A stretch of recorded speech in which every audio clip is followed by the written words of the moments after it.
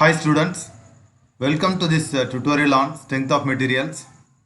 இந்த tutorial diploma in mechanical engineering ஸ்டூடெண்ட்ஸுக்காக மிக எளிய தமிழில் உருவாக்கப்படுகிறது. குறிப்பாக நம்ம இந்த tutorialல temperature stress and strain இதை பற்றி டீட்டெயிலாக பார்க்க போகிறோம். வாங்க tutorialக்குள்ளே போகலாம். எந்த ஒரு ஆப்ஜெக்ட்டுமே டெம்பரேச்சர் நம்ம ரைஸ் பண்ணும்பொழுது இல்லாட்டி டெம்பரேச்சரை ரெடியூஸ் பண்ணும்பொழுது அதனுடைய டைமென்ஷன் வந்து மாறும். அதாவது டெம்பரேச்சரை அதிகப்படுத்தும் போது அதனுடைய டைமென்ஷன் அதிகமாகும், டெம்பரேச்சரை குறைக்கும்பொழுது அதனுடைய டைமென்ஷன் வந்து குறையும். இதை வந்து நம்ம ஒரு சின்ன டெமோ மூலயமா பார்க்கலாம். இப்போ பார்த்தீங்கன்னா இந்த ரிங்குள்ளார அந்த பால் வந்து ஈஸியாக போகுது. இப்போ ஒரு சின்ன டெமோ உங்களுக்கு நீங்கள் பார்க்கலாம். இப்போ என்ன பண்ணியிருக்கானாக்கா, கோல்டு ஃப்ளூயிடில் வந்து அந்த ரிங்கை வச்ச உடனே ரிங் வந்து சைஸ் குறைஞ்சிடுச்சு. இப்போ பால் உள்ளே போகலை. ஸோ கோல்டு ஃப்ளூயிடில் வைக்கும்பொழுது ரிங்கோட சைஸ் வந்து குறைஞ்சிருக்கு, அதனால் பால் உள்ளே போகலை. இந்த டெமோவில் பால் வந்து பார்த்தீங்கன்னா பிகினிங்கில் நார்மல் டெம்பரேச்சரில் இருக்கும்போது அந்த ரிங் உள்ளே ஈஸியாக போகுது. இப்போ பாலை வந்து ஹீட் பண்ணுவாங்க. இதுக்கப்புறம் ஹீட் பண்ணதுக்கப்புறம் அந்த ரிங்குள்ளே போகுதா என்ன அப்படின்னு பாருங்கள் நீங்கள்.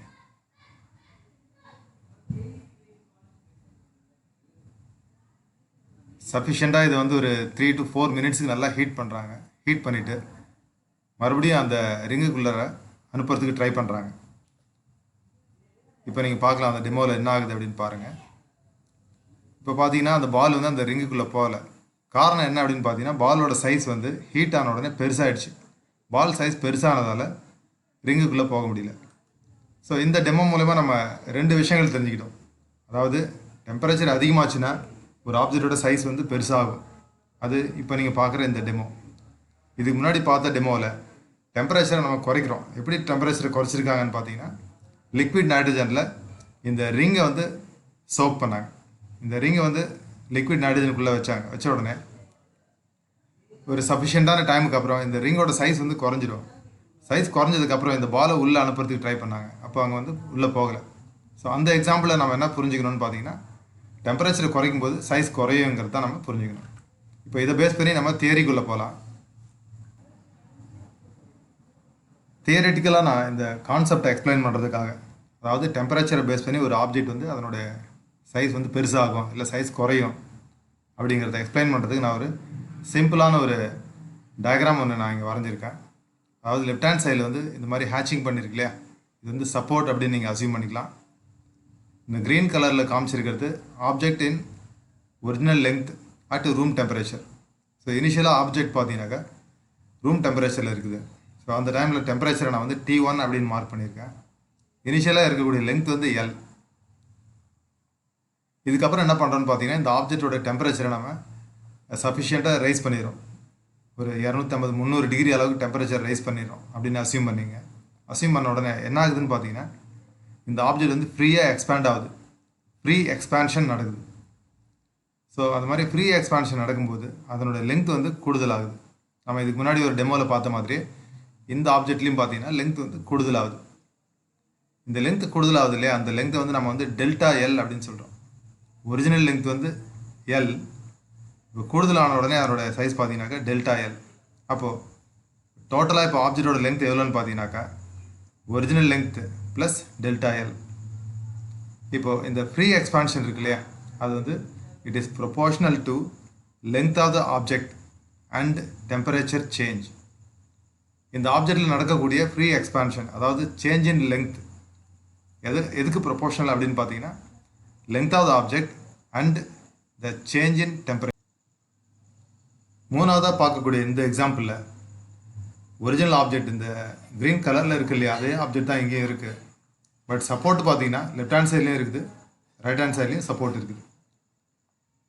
நம்ம வந்து சஃபிஷியண்ட்டாக டைம் எடுத்துக்கிட்டு கிட்டத்தட்ட ஒரு 250-300 டிகிரி அளவுக்கு நம்ம இதனோட டெம்பரேச்சரை ரைஸ் பண்ணுறோம். இந்த சுச்சுவேஷனில் ரைஸ் பண்ண மாதிரியே இங்கேயும் டெம்பரேச்சரை ரைஸ் பண்ணுறோம். ஸோ அப்படி டெம்பரேச்சர் ரைஸ் பண்ணும்பொழுது என்ன ஆகுன்னு பார்த்தீங்கன்னா, இதனோட லென்த் வந்து எக்ஸ்பேண்ட் ஆகிறதுக்கு ட்ரை பண்ணும், லென்த் அதிகமாகிறதுக்கு ட்ரை பண்ணும். ஆனால் நம்ம வந்து அதிகமாகிறதுக்கு அலோவ் பண்ணலை. ஏன்னு பார்த்தீங்கன்னா ரைட் ஹேண்ட் சைட்லேயும் நம்ம வந்து சப்போர்ட் வச்சுருக்கோம். அப்போ இங்கே ஃப்ரீ எக்ஸ்பான்ஷனே நடக்காது. ஸோ எப்போ நம்ம வந்து ஒரு ஃப்ரீ எக்ஸ்பான்ஷனை தடுக்கிறோமோ அந்த மாதிரி சூழ்நிலையில் கண்டிப்பாக டெம்பரேச்சர் ஸ்ட்ரெஸ் இங்கே க்ரியேட் ஆகும். டெம்பரேச்சர் ஸ்ட்ரெஸ் க்ரியேட் ஆகும்பொழுது பேரலாக டெம்பரேச்சர் ஸ்ட்ரெயினும் க்ரியேட் ஆகும். இதை நம்ம மேத்தமெட்டிக்கலாக எப்படி ஒர்க் அவுட் பண்ணலாம் அப்படின்னு சொல்லிட்டு அடுத்தது நம்ம பார்க்கலாம்.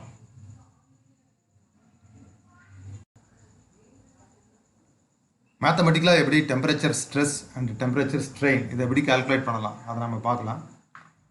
முதல்ல நம்ம ஃப்ரீ எக்ஸ்பான்ஷன்னா என்னன்னு பார்ப்போம். நம்ம இதுக்கு முன்னாடி பார்த்த எக்ஸாம்பிளில் நான் சொன்னேன் change in length. Free expansion நடக்கும்பொழுது சேஞ்ச் இன் லெங்க் வந்து proportional to original length and change in temperature அப்படின்னு சொன்னாங்க. ஸோ இந்த ப்ரொபோர்ஷனாலிட்டியை வந்து நம்ம கேன்சல் பண்ணிவிட்டு ஈக்குவல் அப்படின்ற சிம்பிள் நம்ம யூஸ் பண்ணோம்னா இங்கே ஒரு கான்ஸ்டன்ட் ஒன்று யூஸ் பண்ணுறோம். ஸோ அந்த கான்ஸ்டன்ட் யூஸ் பண்ணும்போது change in length is equal to alpha multiplied by change in temperature multiplied by original length. இதுதான் formula. This is the formula for free expansion of an object under temperature. So இப்போ நம்ம ஆல்ஃபானா என்னன்னு பார்ப்போம். Alpha வந்து coefficient of thermal expansion. இது ஒரு மெட்டீரியலுக்கு மாறுபடும். உதாரணத்துக்கு அலுமினியமுக்கு வந்து கோஎஃபிஷியன்ட் ஆஃப் தெர்மல் எக்ஸ்பான்ஷன் அதிகமாக இருக்கும், ஸ்டீலுக்கு கோஎஃபிஷியன்ட் ஆஃப் எக்ஸ்பான்ஷன் குறைச்சலாக இருக்கும். டி வந்து change in temperature, L original length. So ஒரு ஆப்ஜெக்டோட டெம்பரேச்சர் நம்ம ரைஸ் பண்ணுறதால change in length delta L அப்படின்னு ஒன்று அங்கே ஏற்படுது. ஸோ எப்போ சேஞ்ச் இன் லெங்க் ஏற்படுதோ அப்போ கண்டிப்பாக வந்து ஸ்ட்ரெயின் இருக்கும். ஸோ அதனால் நம்ம டெம்பரேச்சர் ஸ்ட்ரெயின் அது என்னன்னு பார்த்தீங்கன்னா change in length divided by original length. So change in லெங்க்குக்கான ஃபார்முலா நம்ம இங்கே ஏற்கனவே அரைவ் பண்ணியிருக்கோம். Alpha into T into L divided by original length L. So அப்போ இந்த எல்லும் கேன்சல் ஆகிடும். Temperature strain is given by alpha into T. ரொம்ப சிம்பிளான ஒரு ஈக்குவேஷன் தான் அது. இப்போ இந்த ஈக்குவேஷனை பேஸ் பண்ணி இந்த டெம்பரேச்சர் ஸ்ட்ரெயினை பேஸ் பண்ணி நாம் டெம்பரேச்சர் ஸ்ட்ரெஸ்ஸை கால்குலேட் பண்ணலாம். நமக்கு ஏற்கனவே இந்த ஈக்குவேஷன் தெரியும். அதாவது Young's modulus is given by stress by strain. So இந்த ஈக்குவேஷனை யூஸ் பண்ணிவிட்டு நாம் இதிலேருந்து ஸ்ட்ரெஸ் கண்டுபிடிச்சிடலாம். Stress is Young's modulus multiplied by strain. So அதை தான் நம்ம வந்து இங்கே ரீஅரேஞ்ச் பண்ணி எழுதியிருக்கோம். Stress is given by Young's modulus multiplied by strain. So strain வந்து இங்கே நம்ம டெம்பரேச்சர் ஸ்ட்ரெயின் இருக்குல்லையே அந்த வேல்யூ நம்ம இங்கே யூஸ் பண்ண வேண்டியது தான். ஸோ டெம்பரேச்சர் ஸ்ட்ரெயின் பார்த்தீங்கன்னா alpha into T. Therefore stress is given by E into alpha into T. So அதுதான் நம்ம இங்கே எழுதியிருக்கோம். Sigma T. ஏன் இங்கே டி அப்படின்னு நம்ம இங்கே சஃபிக்ஸ் கொடுத்துருக்கோன்னு பார்த்தீங்கன்னா the stress created due to temperature. அதனால் சிக்மா டி அப்படின்னு நம்ம இங்கே யூஸ் பண்ணியிருக்கோம். It is given by E into alpha into T. So ரொம்ப சிம்பிளான ஈக்குவேஷன் தான். ஸ்ட்ரெயின் வேணும்னா நீங்கள் வந்து ஆல்ஃபா இன்ட்டு டி போட்டுக்க வேண்டியது தான். இதுவே ஸ்ட்ரெஸ் வேணுனாக்கா E into alpha into T. So இந்த ரெண்டு ஈக்குவேஷன் மட்டும் உங்களுக்கு தெரிஞ்சதுன்னா போதும். இதை பேஸ் பண்ணி நீங்கள் ப்ராப்ளம் சால்வ் பண்ணலாம். இந்த டெம்பரேச்சர் ஸ்ட்ரெயினை வந்து நம்ம டெம்பரேச்சர் ஸ்ட்ரெஸ் அண்ட் ஸ்ட்ரெயினை நம்ம வந்து தெர்மல் ஸ்ட்ரெஸ் அண்ட் ஸ்ட்ரெயின் அப்படியே சொல்லலாம். இப்போ நீங்கள் ஸ்க்ரீனில் பார்க்குறது ஒரு ரயில்வே ட்ராக். இந்த ட்ராக்கில் இந்த ஜாயிண்டில் பார்த்தீங்கன்னா ஒரு கேப் இருக்குது. அதே மாதிரி இதுக்கு நேராக எங்கேயும் ஒரு கேப் இருக்குது. இது வரைக்கும் நீங்கள் இந்த கேப் எதுக்காக கொடுத்துருக்காங்க அப்படின்னு யோசிச்சிருக்க மாட்டீங்க. பட் இப்போ யோசிக்க வேண்டிய நேரம். Very good. தெர்மல் எக்ஸ்பான்ஷனுக்கு வந்து இங்கே இடம் கொடுக்கறதுக்காக தான் இந்த கேப் கொடுத்துருக்காங்க. அதாவது டே டைமில் டெம்பரேச்சர் வந்து இன்க்ரீஸ் ஆகும்.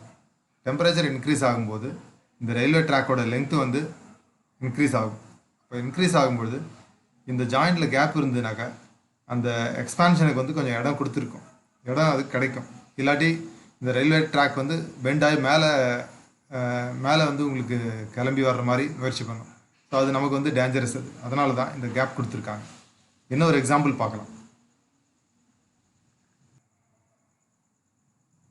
இந்த எக்ஸாம்பிளில் நீங்கள் பார்க்குறது ஒரு காம்பவுண்ட் வால். காம்பவுண்ட் வால் வந்து பெரிய பெரிய பில்டிங்கில், அதாவது ஒரு யூனிவர்சிட்டி இல்லாட்டி ஒரு காலேஜ்னு பார்த்தீங்கன்னா கிலோமீட்டர்ஸ் கணக்கில் இருக்கும் காம்பவுண்ட் வாலோட லென்த்து. ஸோ அந்த மாதிரி சூழ்நிலையில் காம்பவுண்ட் வாலில் கண்டிப்பாக வந்து கேப் கொடுக்கணும். ஒரு ரெகுலர் இன்டர்வலில் கேப் கொடுக்கணும். கொடுத்தா தான் தெர்மல் எக்ஸ்பான்ஷனில் அது இந்த மாதிரி கிராக் விடாமல் இருக்கும். ஸோ நீங்கள் ரைட் ஹேண்ட் சைடில் இங்கே ஒரு கிராக் பார்க்குறீங்களா? இந்த கிராக் ஏன் வந்திருக்குன்னா பெரிய காம்பவுண்ட் வாலில் அவங்க வந்து தெர்மல் எக்ஸ்பான்ஷனுக்கு இடம் கொடுக்காமல் கட்டிட்டாங்க. அதனால் வந்து இங்கே கிராக் உண்டாயிருக்கு.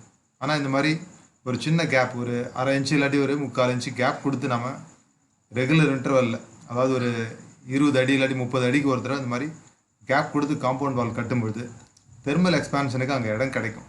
ஸோ அந்த எக்ஸ்பான்ஷனுக்கு இடம் கிடைக்கும் பொழுது இந்த காம்பவுண்ட் வால் வந்து உடையாமல் இருக்கும், கிராக் விடாமல் இருக்கும்.